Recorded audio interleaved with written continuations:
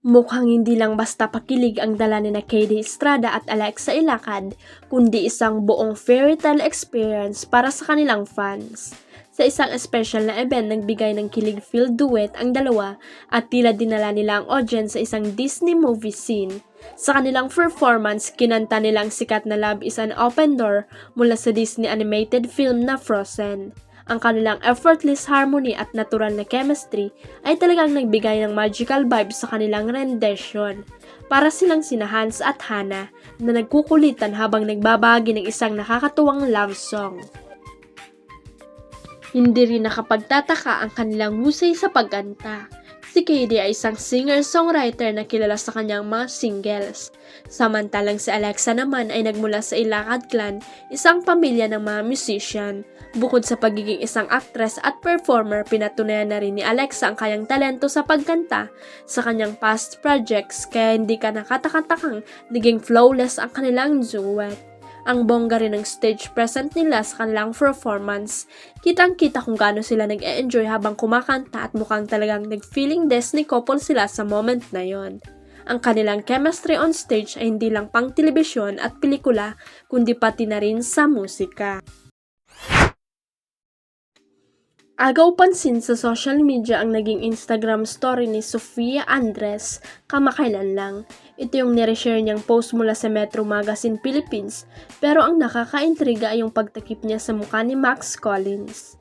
Ang artikulo na shinare ni Sofia ay pinamagatang "This new Dior bag is already celebrity approved". Natampok ang litrato na Sofia, Sara Labati, Heart Evangelista at Max. Sa IG story, makikita na pinaligiran ni Sofia ng blue heart emojis ang nireshare, ngunit may malaking blue heart at may katagang Dior sa picture ni Max na halos hindi na siya makita. May kaparehong post din si Max pero hindi naman niya tinakpan si Sofia.